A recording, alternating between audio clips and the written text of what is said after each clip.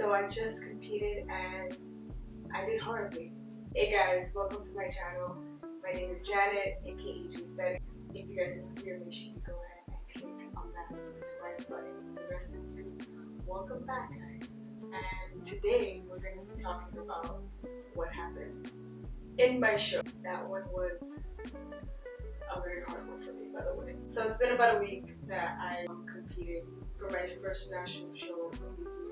That's not my first national show ever. If you guys go back, I have spoken about me competing back in 2020, and I also didn't place, but it was a very different feeling from before than it was about a week ago, and I'm gonna explain everything, what happened, what went down. I do have peak week clips that I'm gonna be showing you guys. We're gonna see that first so that you guys can see like what I did up until that day and how good I was feeling, and then after that I kind of stopped recording things because I honestly felt like shit and I couldn't anymore. You know how people say like you know, people don't post their failures. Like whenever you're not feeling great, you're not running straight to your camera or your phone crying. But I've seen people do that. That's not me. Alright. I'm not gonna be the one crying in front of the camera. To me that's just weird. I mean, if you do that, you know, that's on you. But for me, I just like when I'm feeling bad, I go into hermit mode and I just don't want to talk to anybody. And then, you know, now I actually don't feel the same feelings that I did before. But I'm gonna explain to you after you guys see my peak week. It's cool. I'm showing you guys what happened.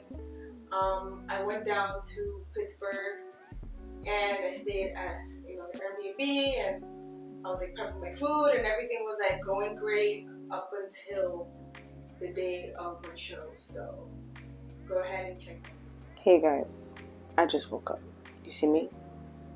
Looking crazy. Anyway, so I'm actually ready. I'm packing up all my stuff to get ready to leave for Pittsburgh. So I'm just taking all of the things that I need. I'm taking my food in the Ziploc bag here. I know it sounds crazy, but I gotta take my food with me because I'm doing my check-in right now and sending all my stuff with my coach so that she tells me what I need to eat specifically for today. Alright, it's a few days before my competition, and everything that we eat is very strategic, down to even the amount of salt that we use. So I'm gonna get ready now and then go to the airport. See you in a bit.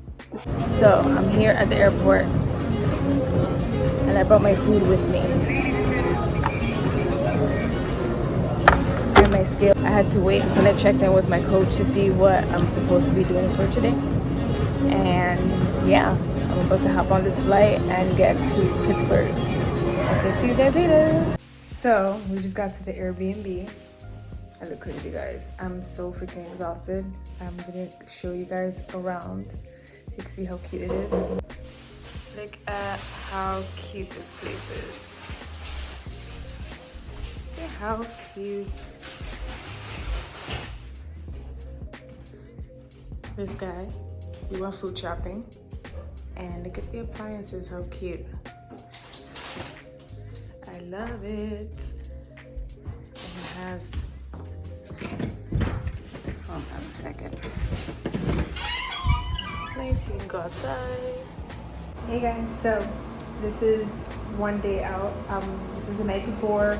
I'm stepping on stage tomorrow, and I'm actually preparing everything that I need for tomorrow.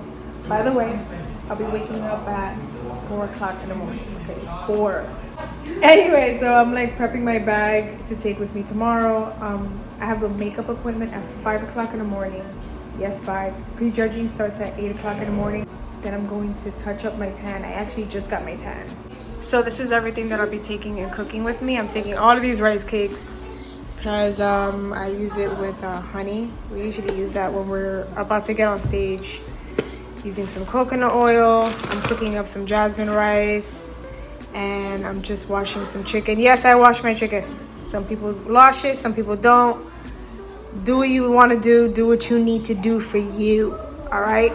Alright, so now that I got my food packed, this is what I'll actually be eating as my last meal. I have chicken rice, I added some coconut oil and some salt, and this is what I'm packing with me.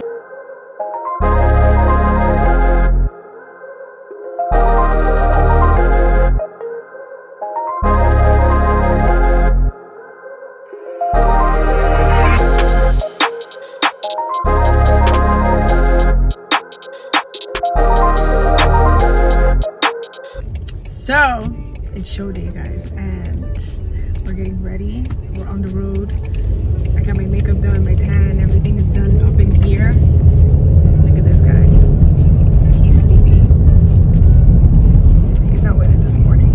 Anyway, so yeah, I'm on my way, and I'm gonna meet up with my team, and we're gonna be backstage, you know, getting ready for the pump and stuff. So yeah, I'll see you guys in a bit.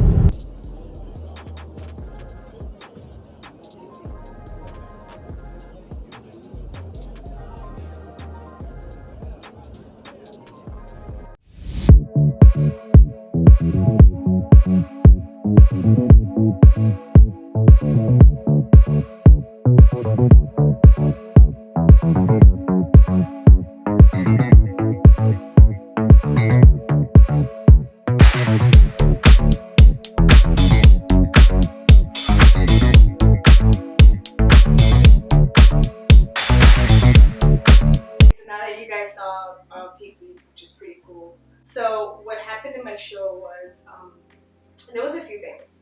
Number one, I peaked prematurely. So if you know anything about Peak Week, you're trying to build the most aesthetically pleasing look on the stage. With us bikini girls, we have to be conditioned, obviously have a balance in our body, muscle, not too muscular, not too much striations like lines in our body, but it should be balanced and it should look, they have a certain look, you know. And then I was looking fucking fantastic. I felt great. I felt confident the whole time. I worked my ass off. And then sometimes when it comes to how you peak, it can make or break your show. So, and it's all about trial and error. Sometimes your body just doesn't absorb certain things correctly. Sometimes maybe you have too much water in your body. Sometimes you're too flat. Sometimes you're not. There's so many things to it. So what happened is that for the first few days of Peak Week, we water load and we carb deplete. So that means that we're drinking a massive amount of water. By the way, disclaimer, this is what we do. You should not be copying anything, especially on Peak Week. Okay? So we water load and then we carb deplete. So you're filling up your body with a lot of water, and your carb depleting is you're basically depleting your glycogen stores in your body. So you kind of look a little flat or very flat for smoking days of Peak Week. You usually look like fucking shit. I'm not even gonna sugarcoat it. And then the last few days, this is when you kind of backload. This is when you do the opposite. You start water depleting and you start carb loading. So then with the carbs, they fill up your cells with glycogen, and that's how you kind of get, you know, nice carb. And like I said, we're just trying to be the most aesthetically pleasing on the stage. And everything matters: your water intake, your carb intake, your sodium intake, potassium, all of that. And like I said, every peak is different. Everyone peaks different. Every peak you have can be very different too, even the same person, all right? You don't have the same body. You just don't every single time you peak. And I kind of peaked the day before and the fucking great, all right? I couldn't be happier. And sometimes what happens is that your body just kind of absorbs. It was like absorbing like too many carbs, and it was just sitting there, and it kind of settled in later on instead of settling right there. I'm a very small person, a very small body, and it just happened that way. And I'll show you pictures of what I looked before, and then I'll show you what I look like afterwards, and you'll see the difference is visibly different. So the left is what I look like the day before my show, and the right is what I look like on stage. And as you can see here, I was a lot tighter on the left, I had more lines, and on the right side, I got a little bit watery, and they kind of disappeared on stage. But aside from me peaking prematurely, I think what happened is that there were so many, there's different judges, and these different judges, they're looking for different things. And honestly, that's the downside to the sport, that is very subjective. And sometimes you're just not looking apart to what the judge feels. And apparently, the judge was looking for the conditioning. Like I said, some judges are, and it's not even like to badmouth like the sport, but that's just one of the faults that the show has about it being that subjective. And there's always like a different look. I could probably go to another show and come in a little bit more conditioned and fucking go from like 16th place to like first. It's really like that. But here's the kicker. So after my show, I spoke to my coach. So I'm gonna show you. We're gonna break it down to what happened that day. So I have to wake up at 4 a.m. and I'm exhausted because obviously it's 4 o'clock in the morning and I just didn't sleep long enough anyway. I've been having a lot of sleeping issues as of lately, and that's also something that has been stressing me out. So I wake up at 4. I'm supposed to get my makeup at 5. The person that got their makeup done before me was late, so that pushed me, like I was like an hour or so behind. To go back to the Airbnb, do my hair, go back to the freaking venue, and they started telling us to like glaze up, because we have to like glaze up to get on the stage at maybe like 10:30 in the morning. Was it like 10:30 or like 11:30 or something like that? I think it was 11:30 in the morning. So we pump up. What we don't really do is we kind of pump up with some like little bit of carbs, rice cake, honey. That kind of fills us out a little bit. Then we do our little exercise and we get on stage. They told us to glaze up at 11:30. By the time I got on stage for the first time, it was 3 p.m. guys. I was up since 4. When I tell you that I was so exhausted, by the time I got to the stage, I was drained. Like my energy was drained. And then this is where I started feeling like watery. So when you get watery, what happens is once you have too many carbs in your system, it starts to spill over a little bit. So what happens is that the water in your muscles, they don't have anywhere to go. They're inside, so it kind of starts spilling over, and that's where you look a little watery. And what happens when you look watery is that it's hiding the lines in your body. So that's kind of what happened to me.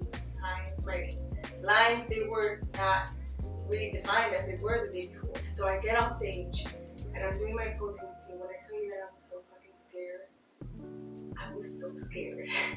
You wouldn't be able to see it because I'm good at masking that, but I was so scared and like jittery, and when I got there, like my confidence, it went all the way down because like I was in front of the judges. You saw them talking to amongst each other, and I was like damn, like I'm here, guys. Pay attention a little bit, and they were not. They literally were not, and it made me feel like damn, I'm not being seen at all. And I knew at that point that I wasn't gonna do well. Like I just knew it. When I was walking off the stage, they looked like so unimpressed, and it made me feel very, very shitty. Now, mind you, this is the thing. There were more than a thousand women competing that day. It was one of the biggest North American shows. There were so many people there, and the judges are just like watching girls. I'm just like, at some point, even if you look great, you get lost in the sauce. And I'm sorry, but like, I know that sounds fucked up because competing is so expensive, especially at a national level. The amount of money that I spent on it, it's like, it's like all of that for nothing? Nothing? What the fuck? Get on stage again, all the way to the fucking back. And I mean the back of the line. They were like, get all the way in the back of the line, bitch. That's where you belong. And I'm like, they really overlooked it, didn't they? I wasn't there. And I'm like, you have to tell me that I spent all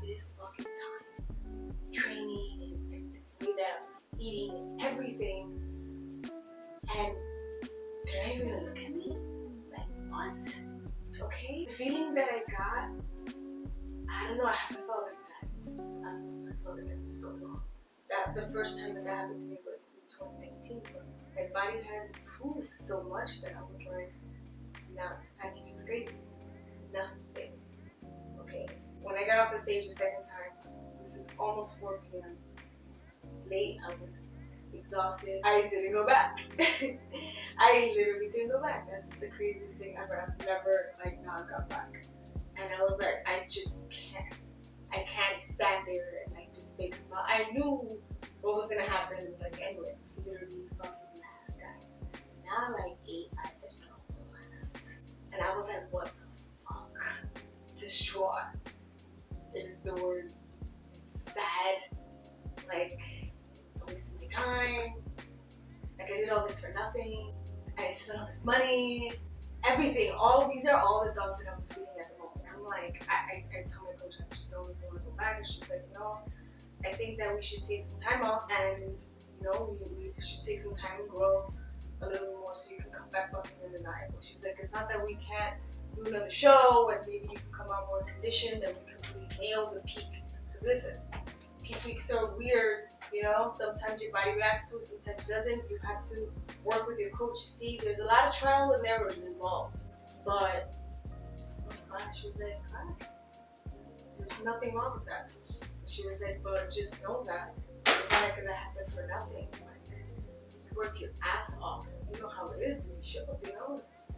You're gonna win, you're gonna lose, honey. You're gonna win, and it's not even the real losing, it's just, there's experience. Like, this is the best you've ever looked. And literally, the best you've ever looked. You have that. My boyfriend had brought me this, like, possibilities. I didn't know what it. And I was like, fuck yes. Devoured them, alright? I ate like 4 whole ones. Yup, back to back. I didn't care.